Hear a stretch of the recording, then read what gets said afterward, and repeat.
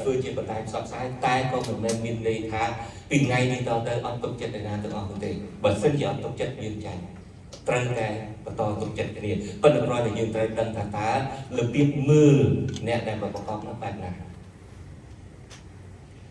នឹងខ្ញុំនិយាយយ៉ាងអ្នកងាររដ្ឋបាលទាំងនឹងបន្ទាប់ពីកសាងបន្ទុកទុកចិត្តក្នុងចំណោមពលរដ្ឋខ្មែរក្រៅប្រទេសហើយលួចបញ្ចូលខ្លឹមសារនឹងទៅឲ្យទៅឃោសនារដ្ឋាភិបាលបើសិនជាអត់បញ្ចូលខ្លឹមសារនឹងទៅដល់ចុះគេនៅទៅជារដ្ឋាភិបាលនោះគេនៅទៅជាលោកហ៊ុនសែននោះដល់ចុះក៏ប៉ុន្តែពីក្រោយឆាកវិញនៅពេលដែលសហគមន៍ស្គាល់គេហើយទុកចិត្តគេហើយគេចូលទៅបំលែងសហគមន៍ទៅប្រណា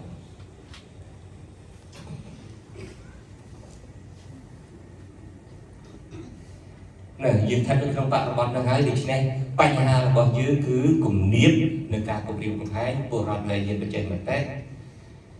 ព័ត៌មានคล้ายៗវប្បធម៌ជាប្រមាថព័ត៌មានបណ្ឌិតពាក្យចចាមរាមការនិយាយឌឺដងការឆ្លុះគ្នាហ្នឹងណារីករាលដាលបានលឿនជាងយើងសង្កេតមើលឃើញចឹងងាយ share ណាស់មានរឿងអីតិចតួចនឹងងាយ share ណាស់ដូច្នេះអានឹងក៏ជាយុទ្ធសាស្ត្រមួយដែរនៅពេលដែលយើងជួយ share ជួយផ្សព្វផ្សាយអានឹងវាគួរប្រយោជន៍ច្រើនណាយើងសង្កេតមើលនៅពេលដែលមានបញ្ហាសង្គ្រាមខ្មែរថៃលោកហ៊ុនសែនឈ្នះឬសមរភូមិពោធិ៍សាត់គាត់បង្កើតឲ្យមានយកអាអ្នកណាក៏ដូចអ្នកណាដែលវាមានអាទឹកចិត្តជាតិនិយមស្មារតីជាតិនិយមហ្នឹង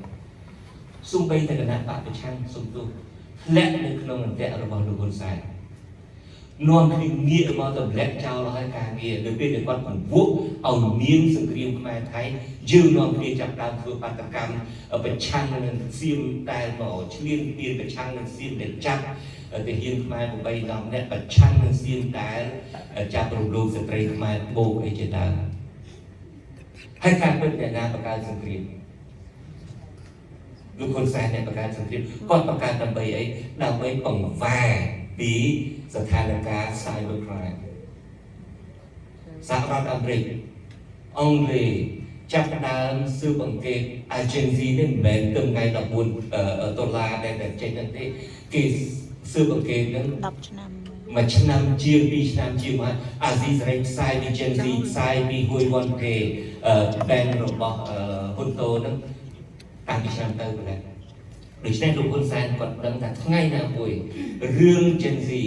រឿងដែលគាត់អនុញ្ញាតឲ្យអក្រិតជនម្នាក់ដ៏ធំម្នាក់មកតាំងលំនៅមកយកសេចក្ដីមកមានតំណែងជាទីប្រឹក្សាទាំងរបស់លោកហ៊ុនសែនទាំងរបស់កូនលោកហ៊ុនសែនហ្នឹងថ្ងៃណាមួយនឹងបែកខ្យល់ខ្ចាយគាត់គឺជាមនុស្សដែលមានយុទ្ធសាស្ត្រត្រឹមត្រូវដែរគាត់ដឹងថារឿងនេះនឹងកើតដូច្នេះគាត់ចាប់ដើមបង្កើតសេរីរឿងនេះបង្វែរយើងតែម្ដងយើងចាប់ដើមដើរតាមគាត់ទាំងអស់ថ្ងៃណាមួយក៏ថ្ងៃណាក៏យើងនិយាយអំពីសង្គ្រាមខ្មែរថៃដែរយើងគិតថាទីបំផុតយកនាំគ្នាយកលុយដាក់នៅក្នុងធនាគារហុយវត្តភេរបស់ហ៊ុនតូថ្ងៃណាមួយទៅដល់គេបិទទ្វារបាត់យើងគិតមើលលុយយើងទាំងអស់គ្នាយកទៅដាក់តែទីបំផុតគេបិទទ្វារបាត់ដើម្បីបើកបាន100គេកាត់45ឬ$50បាទដូច្នេះប្រជាពលរដ្ឋទូទាំងពិភពលោក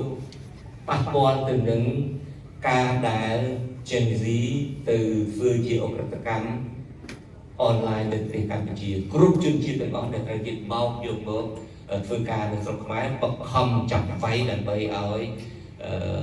ដើរបោកប្រាស់តាមអនឡាញនឹងនៅពេលដែលដឹងសាច់រឿងនឹងកើតឡើងនៅពេលដែលនាងផែថងខានចាប់ផ្ដើមចុចអុលបង្ហាញនៅប្រភពអក្រិតកម្មអនឡាញដែលមានមូលដ្ឋាននៅប្រទេសថៃជាដើមនៅពេលដែលលោកហ៊ុនសែនចាប់ផ្ដើមខឹងនៅពេលដែលលោកហ៊ុនសែនចាប់ផ្ដើមឌីលដល់តាក់ស៊ីនថាមិនចេះផ្ដើមកូនចឹងសង្គ្រាមពេលនោះគាត់ចាប់ដើមកត្តារឿងបុគ្គលរបស់គាត់សោះគាត់ចាប់ដើមយករឿងសង្គ្រាមនេះតែម្ដងទៅជែកគ្នាជាមួយគាត់វាលោកខំមកអីណាពូចុះពូឡើងអីណាចុះឡើងក៏គាត់អត់ព្រមដែរគាត់បញ្ចេញភាពហ្នឹងដើម្បី បង្ហាញដល់ជាបរិបទខ្មែរថាគាត់ទុកប្រទេសជាតិជាធំទុកប្រទេសជាតិជាចម្បងគឺគុកខិតជាមួយបរទេសជាដើមប៉ុន្តែការពិតគឺសុទ្ធតែជារឿងបុគ្គលរបស់គាត់ដូច្នេះអញ្ចឹងហ្នឹងគឺយើងត្រូវយល់ដល់ទីជម្រៅរបស់វាខ្ញុំទិញឃើញលោកសំរងស៊ីបង្ខំនៅលើបណ្ដាញសង្គមរបស់គាត់ថាការដែលប្រទេសជាតិយើងមានបញ្ហាដល់ប៉ុណ្ណឹងគឺព្រោះវាអត់មានព័ត៌មានពិតបើសិនជាមានព័ត៌មានពិតប្រជាពលរដ្ឋនឹងទៅដកលុយទាន់ពេលវេលាឧទាហរណ៍រឿងធនាគារមួយប៉ុណ្ណេះជាដើមតាមពិតអាស៊ីសេរីក៏ធ្លាប់ផ្សាយដែរប៉ុន្តែគាត់ផ្សាយមកជាមួយឆ្នាំមុនមកនៅពេលដែល5បិទអីទៅយើងលែងបានផ្សាយទៅបានមកចោះទីហេតុអីបានអាស៊ីសេរីពួកខ្ញុំនេះទើបតែនឹងប្រមូលបដិគ្នាឡើងវិញហើយចាប់តាមផ្សាយឡើងវិញនេះគឺព្រោះពួកយើង Facebook តែរដ្ឋាភិបាលត្រាំលែងឲ្យលុយភ្លាមមែនគេលែងឲ្យយើងទៅធ្វើការមែនប៉ុន្តែយើងសិតតែជាបុគ្គលិកពេញសិទ្ធិដែរភាសាអង់គ្លេសថាគេទុកយើងឲ្យនៅ furlough អត់មានលុយអត់មានប្រាក់ខែអត់មានការធ្វើតែឯងបុគ្គលិកពេញសិទ្ធិដូច្នេះពួកយើងអត់ធ្វើអីកើតទាំងអស់មានពងវាយដានរបស់លោកហ៊ុនសែននេះជាដើមយើងចង់ធ្វើមែនតែយើងអត់អាចធ្វើបានដោយហេតុថាយើងជាបុគ្គលិកអាស៊ីសេរីយើងអត់អាចមកបង្កើតការផ្សាយមួយបានក៏បានបញ្ចប់ចំណុចនេះទេទៅធៀបអីណាស់ណាដោយតែនៅប្រទេសគេណាគឺបញ្ញាការឃើញថប់របស់មហាជននិងឥទ្ធិពលរបស់បណ្ដាញសង្គមនៅតែម្ដងយើងចាប់ផ្ដើមមានទម្លាប់មួយការពីយើងអត់មានបណ្ដាញសង្គមអត់មានអីយើងនាំគ្នាអានសភៅមិនចឹងយើងនាំគ្នាអានសភៅរាប់រយទំព័រហើយការអានសភៅនេះពុំមិនមែនត្រឹមតែពង្រីកចំណេះវិជ្ជាទេពង្រីកការគិតនៅក្នុងក្បាលយើងទៀតយើងចាប់ផ្ដើមប្រើក្បាលយើងទៅអូនយើងឃើញអក្សរនឹងហើយទៅយើងអានវាហើយយើងពិចារណានៅក្នុងក្បាលទៅជួនកាលទៅយើងបិទសភៅទៅទុកសិនហើយយើងពិចារណាសិនបើមិនយល់យើងបើកថយក្រោយយើងអានតទៅទៀតនៅពេលដែលចាប់ផ្ដើមមានបណ្ដាញសង្គមអ្វីទាំងអស់ត្រូវបណ្ដាញសង្គមគ្រប់គ្រងយើងទៅដល់យើងមើលតែអ្វីខ្លីៗអូយកទៅចាស់ទៅវិញស្គាល់តែរឿងទាញឆ្លាច់ទាញរហូតដល់អ្នកខ្លះមានជំងឺចុកដៃស្ដាប់ទីគេនៅនឹងទៅតាំងរាប់ម៉ោងចឹងទៅលើកដៃពាក់អាវទៅចុកដែរអ៊ុយមកអូនធ្វើការច្រើនពេកតាមពិតមែនទេអូនជួបនឹងបណ្ដាញសង្គមហ្នឹងបើនិយាយអត់បានទេអូនខ្ញុំទៅហើយនិយាយអត់បានទេគាត់ចេះចុះប៉ុន្តែអត់ទេហើយនឹងការជំនឿញៀនណាលោកអ្នកដែលធ្វើការផ្នែកវិទ្យាសាស្ត្រដឹងហើយវាបង្កើតជាតិមួយគេហៅដូប៉ាមីនមិនចឹងទេអាដូប៉ាមីននឹងវា produce អាដូប៉ាមីនមកជា natural chemical មកវា produce មកដើម្បីប្រាប់ពួកបាលយើងឲ្យពួកបាលយើងបានសប្បាយ enjoy ទៅនឹងពួក TikTok ហ្នឹងគេបង្ហាញរឿងគេបង្ហាញរៀនគេរំគេច្រៀងឯទីជួយមកចឹងទៅហើយនៅពេលហ្នឹងយើងចាប់តាមជួបនៅពេលដែលយើងអត់អាហ្នឹងអាដូប៉ាមីនអត់មានទៅធ្វើឲ្យពួកបាលទៅសប្បាយយើងត្រូវតែងាកទៅរកគេអាហ្នឹងជាញៀនទៅញៀនអាភៀនឬមួយញៀនសាសនានៃប្រទេសទៀតដែរចឹងនេះគឺជាបញ្ហារបស់យើងអញ្ចឹងបើថាវាមិនមែនគ្រាន់តែអយុធសាស្ត្រនោះគឺវាត្រូវដូរវាត្រូវបូកបញ្ចូលទៅនឹងទម្លាប់របស់យើងនៅក្នុងគ្រួសារទម្លាប់របស់ឪពុកម្ដាយទម្លាប់ត្រូវតែកែចេញតែតើយើងគួររីវល់ខ្លួនយើងទេបើគិតអញ្ចឹងខ្ញុំក៏ប្រើដែរក៏សប្បាយនឹងអាបណ្ដាញសង្គមនឹងទីទួយដែរប៉ុន្តែយើងគិតថាតើយើងគួររីវល់ទេយើងសមនឹងបានអង្គុយលេងមួយថ្ងៃក៏ល្ងាចទេតើធ្វើអីបានច្រើនហើយនៅតើសិក្សាអីបានច្រើនអានព័ត៌មានដែលវែងស៊ីជម្រៅពិចារណានឹងបានហើយនៅបើមិនអញ្ចឹងទេអត់ទាន់ទេ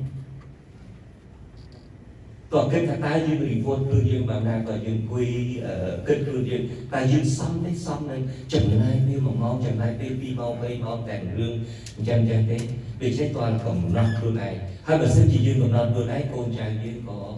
ធ្វើតាមដែរយើងចាប់តាមពួនគ្នាអំពីរឿងអានសភៅអូបាអានសភៅមួយនេះគេនិយាយពីរឿងនេះឬមួយអានព័ត៌មាននេះយើងចាប់តាមពួនគ្នាបែបហ្នឹងនៅក្នុងគ្រួសារដើម្បីឲ្យបណ្ដេញគ្នានៅវិញ កុំបណ្ដេញគ្នានឹងរឿងខ្លីៗវាធ្វើឲ្យគួយគូក្បាលយើងខ្ញុំនិយាយយើង condition ក្បាលយើងឲ្យទទួលយកតែអ្វីដែលខ្លីជួនកាលជាទៅសេអីវែងតិចអ្នកស្ដាប់ចាប់អូយពួយខំអានបោះពូឡើងតម្រងចាប់ហើយមកទំព័រសោះហ្នឹងការសរសេរវិភាគអីហ្នឹងដូច្នេះអាហ្នឹងក៏ជាបញ្ហារបស់យើងដែរអត្តពលរបស់បណ្ដាញសង្គមហ្នឹងគឺថាខ្លាំងយើងត្រូវយល់ពីបញ្ហាហ្នឹងហើយđây bạn trong lương là ngon biết kia tới như gì đi như ta sai tới như phương bài là đầm bấy ở kế bảo tàng như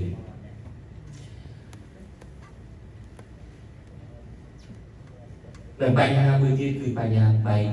bài khe kia rồi việc để cài bật tiền sủng lấy ai để tranh mà đòi sợi này để cài bật tiền còn bằng cái phát ca sa ca kia hát đi chơi bật đờn kia dương mặc túc vô cả phải giỏi tôi luôn nên chỉ sủng khăn để hát đi chơi phải giỏiสถาบันเดียวที่สำคัญสถาบันนี้สถาบันนี้สถาบันนี้เราให้ยืนคือไปเจอเนี่ยว่าให้ยืนตัดดาวมวยเมียปีด้วยตัดดาวมวยเมียปีเหมือนตั้งแต่หน้าสตาร์ทแต่หน้าเหมือนเดิมให้ช่วยการคงเปลี่ยนมีเยี่ยมอัดซ้อมความเปลี่ยนโอเคอันนี้ชิมเลยปีปัญญาชิมเลยปีปัญญาว่าแต่เลยชิมจองในเยี่ยมอีจุดศาสตร์เป็นไทยยืนฟื้นบานนาและไปดอกสายปัญญาต่างๆ